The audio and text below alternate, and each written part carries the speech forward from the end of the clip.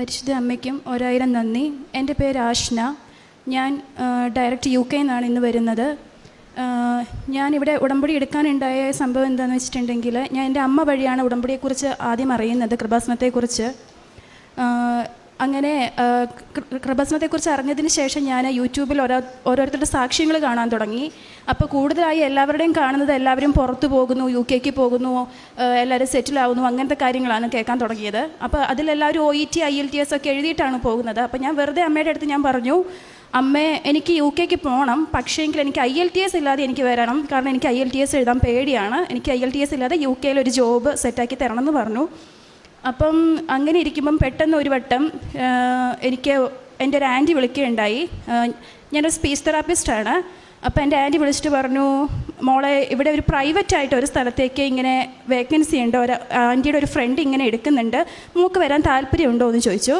അങ്ങനെ അപ്പം ഞങ്ങളത് പെട്ടെന്ന് ഞാൻ അപ്പോൾ ഓർത്ത്, ഞാൻ മാതാവിനോട് ഇങ്ങനെ ചോദിച്ചിട്ടുണ്ടായിരുന്നല്ലോ എന്നുള്ള കാര്യം. അങ്ങനെ ഞാൻ പുറത്തേക്ക് പോകാൻ വേണ്ടിയിട്ട് പെട്ടെന്ന് എല്ലാ കാര്യങ്ങളും എനിക്ക് പെട്ടെന്ന് തന്നെ റെഡിയായി.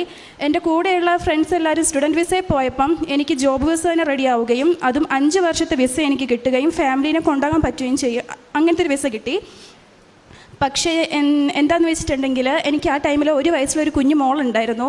അപ്പോൾ ഞങ്ങൾ പ്ലാൻ ചെയ്തത് നല്ലൊരു ജോബാണല്ലോ. അപ്പോൾ ഹസ്ബൻഡ് ഒരു ഗവൺമെൻറ് ഉദ്യോഗസ്ഥനാണ്. അപ്പോൾ ആൾക്ക് അർഹതപ്പെട്ട ലീവ് കിട്ടും എന്നൊക്കെ കരുതിയിട്ടാണ് ഞങ്ങൾ മുമ്പോട്ട് പോയത്. പക്ഷേ കാര്യത്തോടെടുത്തപ്പം എൻ്റെ ഹസ്ബൻഡിന് ലീവ് കിട്ടത്തില്ല. അങ്ങനെ എൻ്റെ ഫീഡ് ചെയ്യുന്ന 1 വയസ്സുള്ള എൻ്റെ മോളെ, എൻ്റെ ഹസ്ബൻഡിനെ എനിക്ക് ഇവിടെ വിട്ടിട്ട് പെട്ടെന്ന് പോകേണ്ടി വന്നു. അപ്പോൾ അതിനു മുമ്പ് എനിക്ക് ഇങ്ങനെ എൻ്റെ അടുത്ത് തെറപ്പിക്ക് വരുമ്പം പാരൻസ് അല്ലെങ്കിൽ ഗ്രാൻഡ് പാരൻസ് പറയും, ഈ കുട്ടികളുടെ പാരൻസ് പുറത്താണ്, ഈ കുട്ടികൾ തന്നെയുള്ളൂ. അപ്പോൾ എനിക്ക് അങ്ങനെയുള്ളവരോട് ഭയങ്കര ദേഷ്യമായിരുന്നു, എന്തിനായി കുഞ്ഞുങ്ങളെ ഇങ്ങനെ ഇട്ടിട്ട് പോകുന്നത്. അപ്പോൾ എനിക്കൊരു സിറ്റുവേഷൻ വന്നപ്പോഴാണ് എനിക്ക് മനസ്സിലായത്, ആരും അറിഞ്ഞുകൊണ്ട് പോകുന്നതല്ല, അവരുടെ അവസ്ഥ കാരണമാണ് അവർ കുഞ്ഞുങ്ങളെ വിട്ടു പോകുന്നത് എന്നുള്ളത്.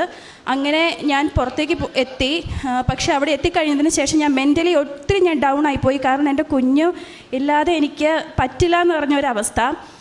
അങ്ങനെ ഞാൻ പോകുന്നതിന് മുമ്പ് ഇവിടെ വന്ന് ഉടമ്പടി എടുത്തു. അപ്പോൾ ഉടമ്പടി ഞാൻ വെച്ച നിയോഗങ്ങളെന്ന് വെച്ചിട്ടുണ്ടെങ്കിൽ, എൻ്റെ ഹസ്ബൻഡിന് ലീവ് കിട്ടണം, എൻ്റെ കുടുംബത്തോടൊപ്പം എൻ്റെ കുഞ്ഞിൻ്റെ കളിയും ചിരിയും കണ്ടു തന്നെ വേണം എനിക്ക് അവളെ വളർത്താൻ വേണ്ടിയിട്ട്. അങ്ങനെ ഞാൻ അവിടെ എത്തി കുറച്ച് കഴിഞ്ഞപ്പം എല്ലാവരും പറഞ്ഞു, ഹസ്ബൻഡിൻ്റെ ജോബ് റിസൈൻ ചെയ്തിട്ട് പോയിക്കോളാൻ പറഞ്ഞു. പക്ഷേ റിസൈൻ ചെയ്ത് അവിടെ വന്ന് സെറ്റിലാകാൻ വേണ്ടി അത്ര വലിയൊരു അന്തരീക്ഷമായിട്ട് എനിക്ക് തോന്നിയിട്ടില്ല. എങ്ങനെയെങ്കിലും 5 കൊല്ലത്തെ വിസ കഴിഞ്ഞ് തിരിച്ചു വരിക എന്നൊരു പ്ലാനേ ഉണ്ടായിരുന്നുള്ളൂ. അപ്പോൾ എൻ്റെ മനസ്സിൽ എല്ലാവരും റിസൈൻ ചെയ്യാൻ പറയുമ്പോൾ ഞാൻ പറഞ്ഞു, ഇല്ല സ്റ്റോപ്പൻ ഒന്ന് ലീവിന് വേണ്ടി നിയമപരമായിട്ട് ഒന്ന് മൂവ് ചെയ്യും, എന്തായാലും കിട്ടും അങ്ങനെ തന്നെ ഞാൻ പറഞ്ഞു. അങ്ങനെ എൻ്റെ ഹസ്ബൻഡ് നിയമപരമായിട്ട് മൂവ് ചെയ്തു. ഞാനൊരു 6 മാസത്തേക്ക് വേണ്ടി മാത്രമേ പ്രാർത്ഥിച്ചുള്ളൂ. പക്ഷേ 6 മാസം എന്നുള്ളത് പരിശുദ്ധ അമ്മ വഴി എനിക്കത് 1 കൊല്ലത്തേക്കാക്കി ലീവ് ഹസ്ബൻഡിന് തന്നു. അങ്ങനെ അവരെ ഞാൻ ഈ 30-ാം തീയതി എൻ്റെ ഒപ്പം കൊണ്ടുപോവുകയാണ്.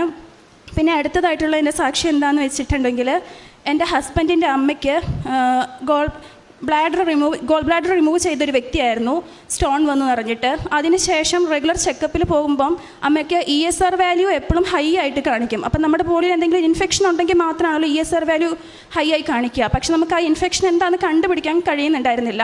അങ്ങനെ പെട്ടെന്ന് അമ്മയ്ക്ക് ഒട്ടും വയ്യാണ്ടാവുകയും ഭയങ്കരമായിട്ട് വേദന, ഈ ഒരു സൈഡിലായിട്ട് വേദന വരികയും നിൽക്കാനോ ശ്വാസം എടുക്കാനോ ഒന്നും പറ്റാത്തൊരവസ്ഥ. അങ്ങനെ അമ്മേനെ സ്കാനിങ്ങിന് കൊണ്ടുപോയപ്പോൾ അമ്മയുടെ ലിവറിൻ്റെ താഴെയായിട്ട് ഒരു മുഴ പോലെ വരികയും ലിവറിൽ പഴുപ്പ് വന്ന് നിറയുന്ന ഒരു അവസ്ഥ വന്നു. അപ്പോൾ എല്ലാവരും പേടിച്ചു. പെട്ടെന്ന് എല്ലാവരുടെയും മനസ്സിൽ വരുന്നത് ക്യാൻസർ ആയിരിക്കണം എന്നൊരു പേടിയായിരുന്നു. അങ്ങനെ ഡോക്ടർമാർ ബയോപ്സിക്ക് വിട്ടു. അപ്പോൾ ഞാൻ ആ ടൈമിൽ UK ഞങ്ങൾ പ്രാർത്ഥിച്ചു, മക്കളെല്ലാവരും പ്രാർത്ഥിച്ചു, അമ്മയ്ക്ക് ഒരു കുഴപ്പവും കൂടാതെ ഞങ്ങളുടെ അമ്മേനെ ഞങ്ങൾക്ക് തിരിച്ചു തരണേന്ന് തന്നെ പ്രാർത്ഥിച്ചു. പക്ഷേങ്കിൽ അമ്മ മരുന്നിനോട് പ്രതികരിക്കുന്നില്ല. ബയോപ്സി റിസൾട്ട് വന്നു, പക്ഷേ അത് നെഗറ്റീവായിരുന്നു. അപ്പോൾ തന്നെ ഞങ്ങൾക്ക് ഒത്തിരി ആശ്വാസമായി. പിന്നെ ഡോക്ടർ പറഞ്ഞത് ലിവറിനായതുകൊണ്ട് ഒരു മേജർ ഓപ്പറേഷനാണ് ഡോക്ടർ പറഞ്ഞിട്ടുണ്ടായിരുന്നത്. അപ്പം ഞങ്ങൾ അമ്മയ്ക്ക് ആ മേജർ ഓപ്പറേഷൻ ചെയ്യാൻ വേണ്ടി അമ്മേനെ ആദ്യം സ്കാനിങ്ങിന് കയറ്റണമെന്ന് പറഞ്ഞു. അപ്പോൾ അമ്മേനെ ആ സ്കാനിങ്ങിന് കയറ്റുന്ന ടൈമിൽ ഞാൻ UK വെച്ച് എൻ്റെ കയ്യിൽ വെഞ്ചിരിച്ച വസ്തുക്കൾ ഉണ്ടായിരുന്നു.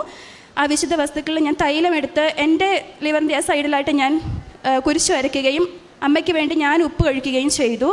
അങ്ങനെ അമ്മയുടെ റിസൾട്ട് വന്നപ്പോൾ ഡോക്ടർ പറഞ്ഞു, ഇതെങ്ങനെ സംഭവിച്ചെന്ന് അറിയത്തില്ല, മേജർ ഓപ്പറേഷനായിരുന്നു ഞങ്ങൾ പ്ലാൻ ചെയ്തിട്ടുണ്ടായിരുന്നത്, പക്ഷേ അമ്മയ്ക്ക് മരുന്ന് കഴിച്ച് മാത്രം മാറ്റാൻ പറ്റുന്ന ഒരു അവസ്ഥയേ ഉള്ളൂ, ആരും പേടിക്കേണ്ട കാര്യമില്ല എന്ന് പറഞ്ഞു.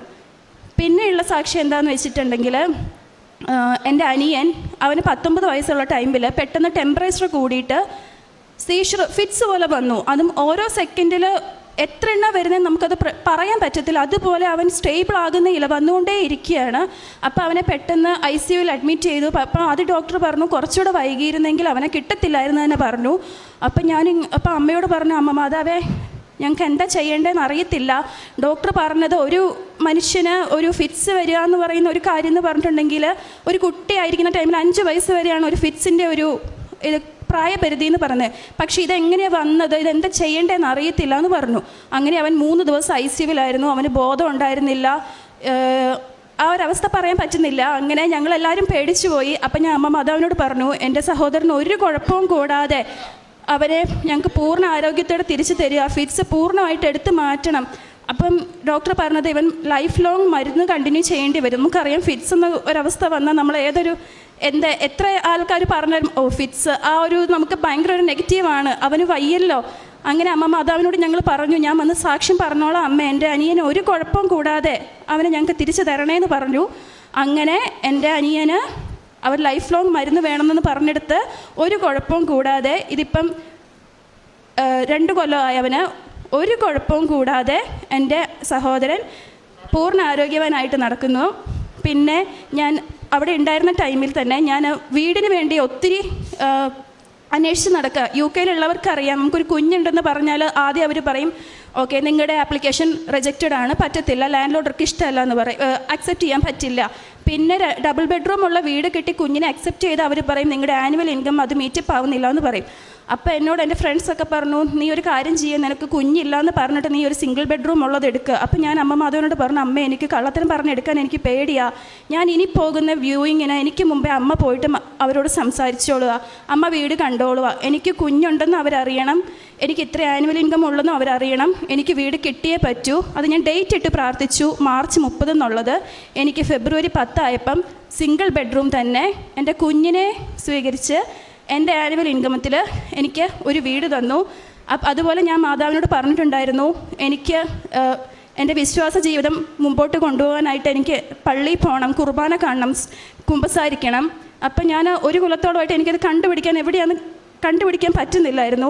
അങ്ങനെ എനിക്ക് ഒത്തിരി വീടുകളുടെ ആപ്ലിക്കേഷൻസ് റിജക്റ്റ് ആയെങ്കിലും ലാസ്റ്റ് വന്ന വീടിൻ്റെ അടുത്ത് ബസ്സിൽ 20 മിനിറ്റ് ദൂരത്തിൽ പോകാൻ വേണ്ടി മാത്രമുള്ള ഒരു സ്ഥലത്ത് നമ്മുടെ മലയാളം കുർബാനയും ഒത്തിരി ഇടവകാംഗങ്ങളുമുള്ള ഒരു സ്ഥലത്ത് വീട് കിട്ടുകയും പള്ളി കണ്ടെത്താനും നമ്മുടെ പെസഹ വ്യാഴാഴ്ച തന്നെ പോയി കുമ്പസാരിച്ച് കുർബാന കൈക്കൊള്ളാനും എനിക്ക് പറ്റി. ഇതിൽ കൂടുതൽ ഞാൻ എന്താ അമ്മ മാധവനോട് ചോദിക്കേണ്ടതെന്ന് എനിക്കറിയില്ല. ഇത്രയധികം അനുഗ്രഹങ്ങൾ എൻ്റെ ജീവിതത്തിൽ അമ്മ മാതാവ് തന്നു. കൂടാതെ ഞാൻ കാരുണ്യ പ്രവൃത്തിയായിട്ട് ഞാൻ അവിടെ ഉണ്ടായിരുന്ന ടൈമിൽ എൻ്റെ അമ്മയുടെയോ ഹസ്ബൻഡിൻ്റെയോ അക്കൗണ്ടിൽ പൈസ ഇട്ട് കൊടുത്തിട്ട് ഇവിടെയുള്ളവർക്ക് പാവങ്ങൾക്ക് ഫുഡ് കൊടുക്കാനും പിന്നെ എന്നാ കഴിയുന്നത് ചികിത്സയ്ക്കായിട്ട് ആർക്കാണോ വേണ്ടത് അവർക്ക് കൊടുക്കാനും പിന്നെ ഞാൻ എൻ്റെ ഇവിടുന്ന് മേടിച്ചിട്ട് പോയ പത്രങ്ങൾ എൻ്റെ ഹസ്ബൻഡ് ഞാനിവിടെ ഇല്ലാത്തത് കൊണ്ട് എൻ്റെ ഹസ്ബൻഡ് വഴി സ്കൂളുകളിലും അതുപോലെ ആളുടെ ഫ്രണ്ട്സിൻ്റെ അടുത്തും പിന്നെ ഞാൻ ഓൺലൈൻ വഴി എടുത്ത പത്രങ്ങൾ ഞാൻ ഓൺലൈൻ വഴി തന്നെ എൻ്റെ ഫ്രണ്ട്സിന് അയച്ചു കൊടുക്കാനും അങ്ങനെ 2-3 ഫ്രണ്ട്സ് ഞാൻ വഴിയായി ഉടമ്പടി എടുക്കാനും ഇടയായി. ഇത്രയധികം അനുഗ്രഹങ്ങൾ എൻ്റെ ജീവിതത്തിൽ ചെയ്തു തന്ന അമ്മയ്ക്ക് 1000 നന്ദി. പരിശുദ്ധ അമ്മയുടെ മധ്യസ്ഥതയിൽ തനിക്ക് വ്യക്തിപരമായിട്ട് ലഭിച്ച വിദേശത്തേക്ക് പോകുവാനായിട്ട് ഇടവന്നതും അവിടെ ചെന്നിട്ട് ഒരു ഭവനം ലഭിച്ചതും ഇതെല്ലാം വളരെ ചുരുങ്ങിയ ഭാഷയിൽ സാക്ഷ്യമായിട്ട് പറയുകയാണ്. അതിലേറ്റവും പ്രധാനപ്പെട്ട മാതാവിനോട് ആദ്യം വെച്ച നിയോഗങ്ങളിൽ ഒരു IELTS ഒന്നും കൂടാതെ പോകാനായിട്ടൊരവസരം ഒരു സാധ്യത ഉണ്ടോ എന്നുള്ളൊരു ഉടമ്പടി നിയോഗമാണ് ആദ്യം വെച്ചത്. ഒരു പക്ഷേ ഈ സാധ്യതകളുടെ അല്ലെങ്കിൽ എല്ലാം അറിഞ്ഞിരിക്കുന്ന സമയത്തും മാതാവാണ് ഒരു സാധ്യത തൻ്റെ മുൻപിലേക്ക് തുറന്നത് എന്നും അത് മാതാവിനെ വിളിച്ച് പ്രത്യേകം അപേക്ഷിച്ചതുകൊണ്ടുമാണെന്നുള്ളൊരു ബോധ്യത്തിലാണ് ഉടമ്പടിയുടെ ജീവിതം ആരംഭിക്കുന്നത് തന്നെ. ചിലർക്ക് ഉടമ്പടിയുടെ ആരംഭത്തിൽ തന്നെ ഇതുപോലെ മാതാവിൻ്റെ വലിയൊരു അനുഭവം ഉണ്ടാകുന്നത് സാക്ഷ്യങ്ങൾ പരിശോധിക്കുമ്പോൾ വ്യക്തമാണ്. രണ്ടാമത്തേത് അതിനുശേഷവും ഉണ്ടായ സാഹചര്യത്തിൽ ഉടമ്പടി വസ്തുക്കൾ തങ്ങളെ ഒരുപാട് സഹായിച്ചു. പേരെ പ്രത്യേകിച്ച് വിദേശത്ത് നിന്ന് സാക്ഷ്യം പറയുന്നവരൊക്കെയും ഉടമ്പടി വസ്തുക്കളെക്കുറിച്ച് സാധാരണ ഇവിടുത്തെ നിൽക്കുന്നവരെക്കാളും കൂടുതൽ പ്രാർത്ഥനയോടെ അതിനെയൊക്കെ കാണുന്നുണ്ട് എന്നുള്ളതും നമുക്കത് സാക്ഷ്യങ്ങൾ വിലയിരുത്തുമ്പം പ്രാർത്ഥിച്ച് വിലയിരുത്തുമ്പോൾ മനസ്സിലാവും. കാരണം അതൊരു വിശ്വാസ പ്രഖ്യാപനത്തിന്, കാരണം ഇവിടുത്തെ സാഹചര്യമല്ലല്ലോ അവിടെ ഒരു മെഡിക്കൽ രീതികളാണെങ്കിലും അവിടുത്തെ എത്തിപ്പെടാൻ പറ്റുന്ന സാഹചര്യങ്ങളാണെങ്കിലും കൂടുതൽ ദൈവത്തിൽ ആശ്രയിച്ച് അല്ലെങ്കിൽ ആ ദൈവാശ്രയത്തിൻ്റെ ഭാഗമായിട്ട് തൻ്റെ വിശ്വാസത്തിൽ ഈ വസ്തുക്കൾ ദൈവം എന്നെ എടുത്തുയർത്താനായിട്ട് എനിക്ക് സൗഖ്യം നൽകാനായിട്ട് ഉപകരിക്കും എന്നുള്ള വലിയൊരു ബോധ്യത്തോടെ. ഇപ്പം മോശയുടെ കയ്യിൽ കർത്താവ് ഒരു വടി കൊടുക്കുമ്പം മോശയുടെ ആ വടിയിൽ വിശ്വസിക്കാൻ വേണ്ടി കർത്താവ് നിലത്തിടാനൊക്കെ പറയുന്നൊരു വചനഭാഗമുണ്ട് പുറപ്പാടിൻ്റെ ആദ്യ ഭാഗങ്ങളിൽ. അപ്പം നമ്മൾ വിശ്വാസത്തിൽ മുന്നോട്ട് പോകുമ്പോൾ നമുക്കിതുപോലെ വിശ്വാസത്തിൽ മുന്നോട്ട് പോകാൻ ശക്തിയായിട്ട് മാറുവാനായിട്ട് ജപമാലയും അല്ലെങ്കിൽ കാശുരൂപവും ഏറെപ്പറ്റി ഉടമ്പടി എടുത്ത വ്യക്തികളെ സംബന്ധിച്ചിടത്തോളം ഉടമ്പടി വസ്തുക്കൾ എത്രത്തോളം സഹായകമാകുന്നു എന്നുള്ളത് സാക്ഷ്യങ്ങൾ പരിശോധിക്കുമ്പോൾ വ്യക്തമാണ്. കാരണം ഒരിക്കൽ പോലും ഇത് റെഫർ ചെയ്യാതെ വരുന്ന സാക്ഷ്യങ്ങൾ വളരെ കുറവാണ്. പിന്നീട് മൂന്നാമത്തേത് വ്യക്തിപരമായിട്ട് തൻ്റെ സാഹചര്യത്തിൽ അല്ലെങ്കിൽ പറ്റാത്ത സാഹചര്യത്തിൽ ഇവിടെ ഉള്ളവർ ഒക്കെ സഹായിച്ചിട്ടുണ്ട് ഉടമ്പടിയിൽ വ്യക്തമായിട്ട് നിൽക്കുവാനായിട്ടൊരു ശ്രമമുണ്ട്. ഇപ്പം തന്നിലൂടെ തന്നെ 3 പേര് ഉടമ്പടി എടുത്തു എന്ന് പറയുമ്പോൾ ഇവിടെ ആളെ കൂടിച്ചു അല്ല ആളെ കൂട്ടാനായിട്ട് ഉപകരണമായെന്നല്ല, 3 പേര് ദൈവാനുഭവത്തിലേക്ക് ക്രിസ്തുവിനെ അറിഞ്ഞ് വ്യക്തിപരമായിട്ടൊരു ജീവിതം തിരഞ്ഞെടുക്കുവാനായിട്ട് നമ്മൾ കാരണമായെന്നാണ് അതിൻ്റെ അർത്ഥം. അല്ലാതെ ഇവിടെ ഇപ്പോൾ ആൾ കൂടി എന്നുള്ളതിൻ്റെ അർത്ഥമല്ല. നിങ്ങൾക്കറിയാം, ഒരാൾ ഉടമ്പടി എടുക്കുമ്പം അത് ഉപകാരപ്പെടുന്നത് ആർക്കാണെന്ന് നമ്മുടെ സാക്ഷ്യം കേൾക്കുന്നത് നിങ്ങൾക്ക് മനസ്സിലാവും. അവരിലൂടെ എത്രയോ പേർക്ക് അനുഭവമാവുന്നു, വ്യക്തിപരമായിട്ടൊരു വിശ്വാസം ഉണ്ടാകുന്നു, കുടുംബ പ്രാർത്ഥന ഉണ്ടാകുന്നു. ഒരാൾ പ്രാർത്ഥിക്കുമ്പം ഒരാളുടെ ജീവിതത്തിൽ ക്രിസ്തുവിനെ കൊടുക്കാനായിട്ടൊരു 3 പേരാണെങ്കിലും 1000 പേരാണെങ്കിലും നമുക്ക് കാരണമായിട്ടുണ്ടെങ്കിൽ അതിനെയാണ് ദൈവം അനുഗ്രഹിക്കുക. അതുകൊണ്ട് തന്നെയാണ് അച്ഛൻ എപ്പോഴും ഓർമ്മപ്പെടുത്തുന്നത് ഈ പ്രേക്ഷിത പ്രവർത്തനമാണ് ഉടമ്പടിയിൽ ഏറ്റവും പ്രധാനപ്പെട്ടത്. അതിനുശേഷമാണ് ബാക്കിയുള്ള എല്ലാ കാര്യങ്ങളും. ഏറെ പ്രത്യേകിച്ച് മകൾക്ക് ലഭിച്ച അനുഭവങ്ങളും ഒപ്പം ഇദ്ദേഹത്തിലൂടെ കുടുംബത്തിനും മറ്റുള്ളവർക്ക് ലഭിച്ച എല്ലാ അനുഭവങ്ങളെയും പ്രതി നമുക്ക് കരങ്ങളടിച്ച് ദൈവത്തിൻ്റെ നാമം മഹത്വപ്പെടുത്താം. അത്യപൂർവ ദൈവാനുഭവങ്ങൾ ഇനി നിങ്ങൾക്കും സ്വന്തം. ഈ യൂട്യൂബ് ചാനൽ ഇതുവരെ സബ്സ്ക്രൈബ് ചെയ്തിട്ടില്ലെങ്കിൽ ഇപ്പോൾ തന്നെ സബ്സ്ക്രൈബ് ചെയ്യുക. ഈ വീഡിയോ ഇപ്പോൾ തന്നെ നിങ്ങളുടെ സുഹൃത്തുക്കൾക്ക് ഷെയർ ചെയ്തുകൊണ്ട് കർത്താവിൻ്റെ പ്രേക്ഷിതരാകുക.